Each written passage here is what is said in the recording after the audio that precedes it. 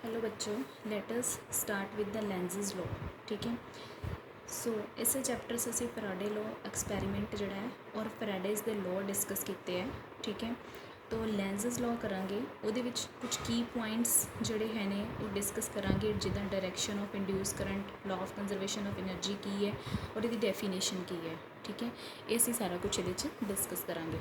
तो first of all असी Faraday दे law पढ़े सी।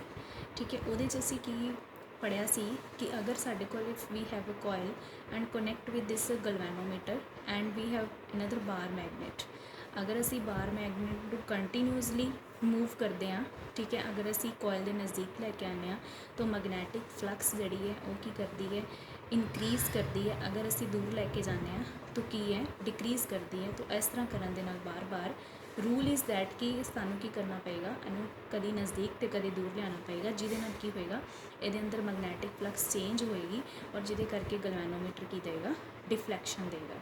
इत्थे तक असी फैराडेज दे लॉ नूं डिस्कस किया है। ठीक है। ये असी डिस्कस करांगे तो जोड़ा साडे कोल बन रहा करंट, इंड्यूस करंट या इंड्यूस EMF बनन तो बाद इंड्यूस करंट आ रहा है, उसकी डायरैक्शन की होएगी वो असी डिस्कस करांगे इहदे च। ठीक है। तो फस्ट ऑफ ऑल देखो, अकॉर्डिंग टू फैराडे की हो रहा है, एक बार मैगनेट असी लै रहे हैं, बार मैगनेट को जब असी कॉयल के नज़दीक लैके आने तो की होंदा, मैगनैटिक फील्ड लाइनस ये की करदियाँ ज़्यादा होंदियाँ। जिन्नियां मैगनैटिक फील्ड लाइनस इनक्रीज़ हो रही हैं, इट मीनस मैगनैटिक फ्लक्स बढ़ रही है, दूर लैके मैगनैटिक फ्लक्स घट रही है, जिहदे करके इस तरह कंटीन्यूअसली करन दे नाल की हो रहा तुहाडे कोल इहदे अंदर एक की प्रोड्यूस हो रहा, इंड्यूस करंट प्रोड्यूस हो रहा। ठीक है। तो अकॉर्डिंग टू ऑरस्टेड, अगर तुसी ऑरस्टेड का एक्सपैरीमेंट जोड़ा है पढ़िया तो वो की कहता है कि अगर करंट किसी वायर चो फ्लो कर रहा है तो वो प्रोड्यूस करता है, it means there is a magnetic field also. यदा मतलब कि अगर ये चो इंड्यूस करंट जोड़ा प्रोड्यूस हो रहा है तो वो की प्रोड्यूस करेगा, मैगनैटिक फील्ड प्रोड्यूस करेगा। तो ऑब्वियसली इत्थे की बनेगी, एक मैगनेट बनेगी। क्लीयर है। तो कुछ स्टैप्स ने फैराडे दे की होएगा, पहले आप मैगनैटिक फ्लक्स में चेंज कराया, चेंज इन मैगनैटिक फ्लक्स ने की प्रोड्यूस किया, इंड्यूस करंट, पहले induce EMF then induce current, साढ़े कोल आ गया इंड्यूस करंट। ठीक है। हुण इंड्यूस करंट ये वायर फ्लो करना शुरू हो गया।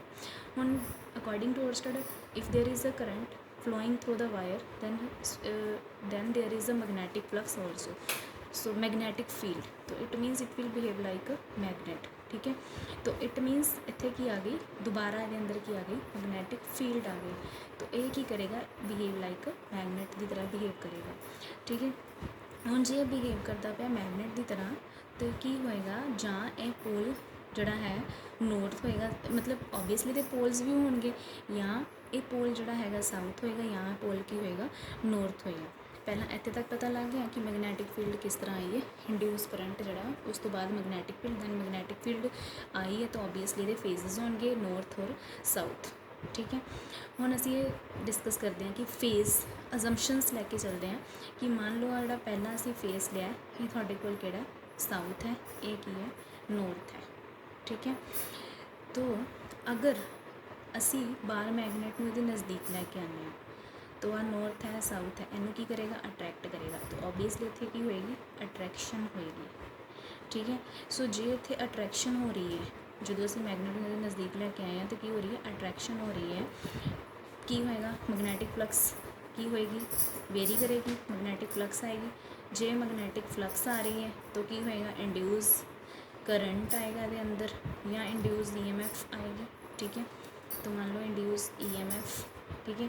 जे इंड्यूस EMF आ गई तो असी की करना है, अगर ये अंदर कोई मान लो रजिस्टर लगा देने तो पावर P = I²R भी आ गया सर्किट दे विच। ठीक है। पावर की होंदा तुहाडे कोल, एनर्जी ओवर टाइम। तो इसका मतलब अट्रैक्शन बिना काम किते की आ गई, ये अंदर एनर्जी आ गई। तो एनर्जी की होंदी है, दैट इज़ द वर्क। ठीक है। तो इत्थे law of conservation of energy जी है तुसी पढ़ी, energy can not be created not be destroyed, but ये law of conservation of energy के अगेंस्ट हो गया कि बिना काम किते ही तुहानूं एक एनर्जी मिलेगी। ठीक है।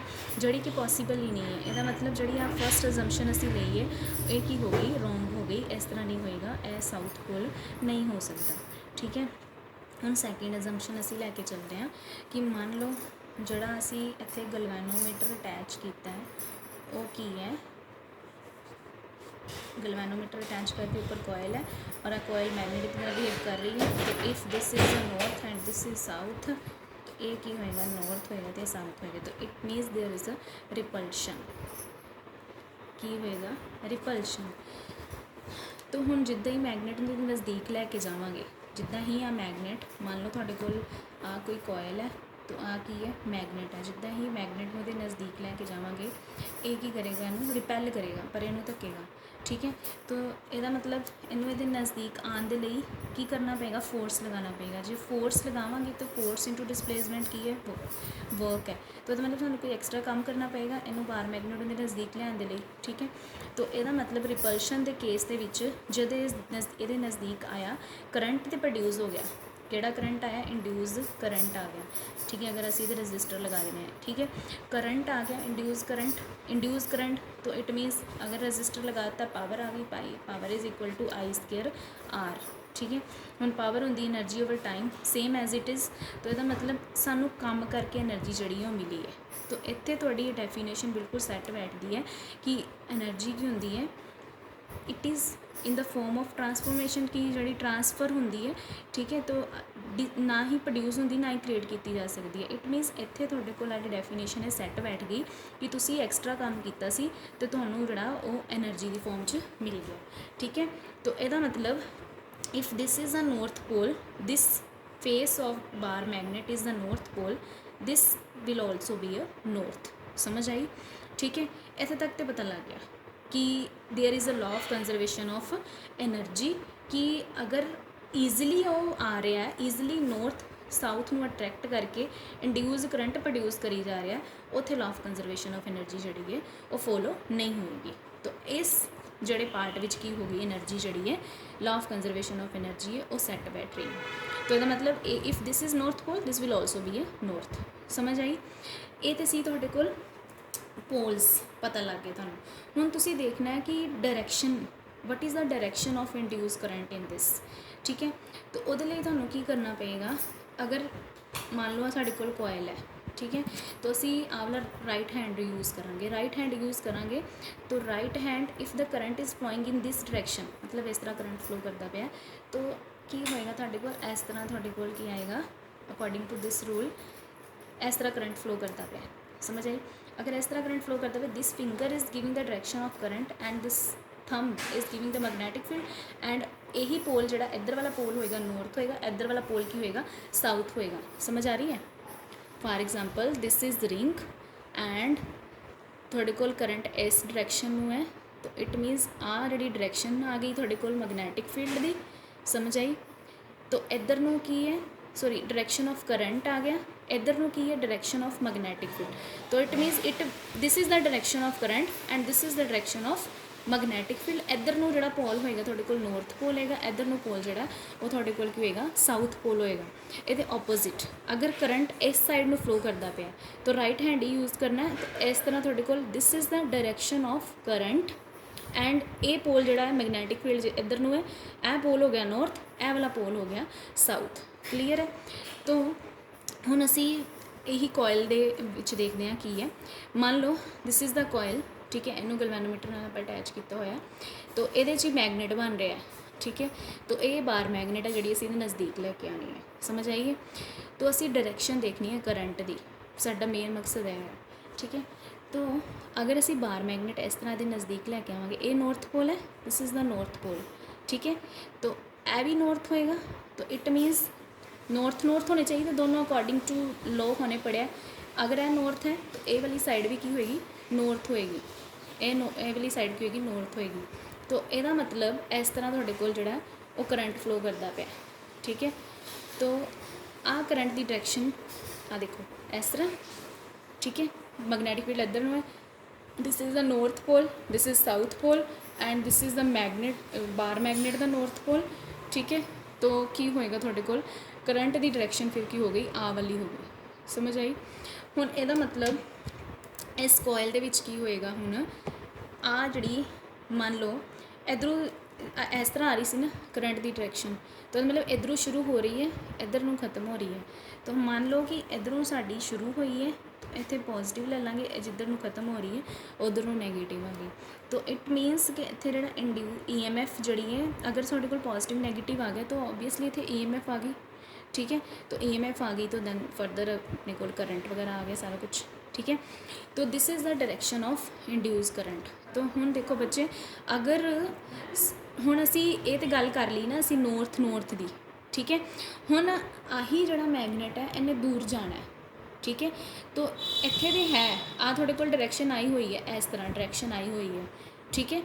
हुण दूर जाएगा तो इन्हें की करना है, इनू मैगनेट नू दूर नहीं जान देना, इन्हें फटाफट की बन जाना है, साउथ पोल बन जाना है। तो जे आ साउथ पोल बनेगा तुहाडे कोल डायरैक्शन इस तरह आ जाएगी, समझ आ रही है।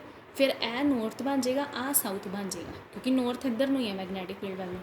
तो इट मीनस आ तुहाडे कोल नॉर्थ ही है, इधर वाला आ जिहड़ा वाइट मार्कर है ये नॉर्थ ही है, ठीक है। तो इट मीनस आ नॉर्थ आ गया, तो ये तुहाडे कोल की आ गया साउथ आ गया, परले वाली साइड की आ गई नॉर्थ आ गई। हुण करंट की डायरैक्शन की आ गई ए वाली, जस्ट लाइक दिस।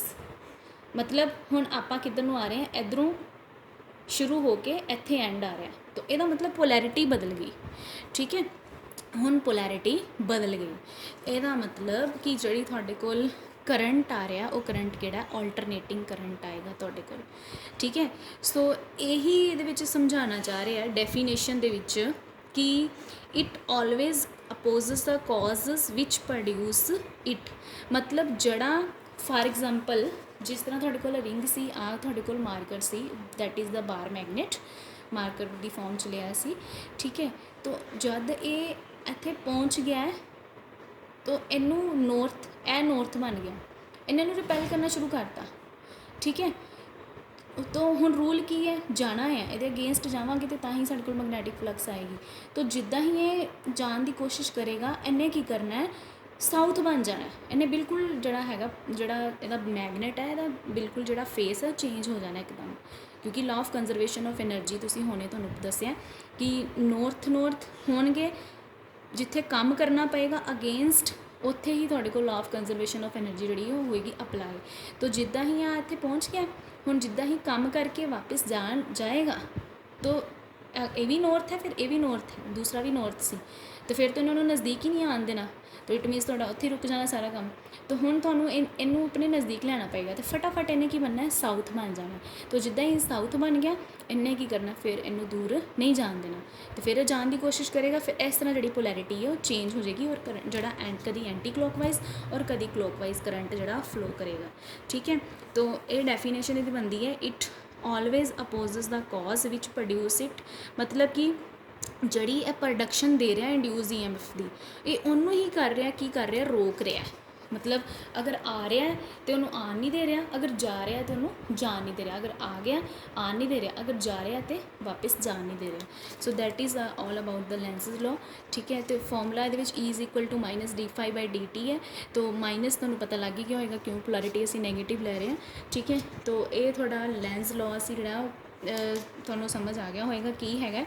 ਇਹਦੇ 'ਚ ਆਪਾਂ 3 टॉपिक ਜਿਹੜੇ ਹੈ, एक दी डेफिनेशन क्लीयर है, एक डायरैक्शन तुहानूं पता होनी चाहिए हुण किस तरह आई है, एक तुहाडे कोल law of conservation of energy जिहड़ी है तुहानूं क्लीयर होनी चाहिए है, ठीक है। So thank you.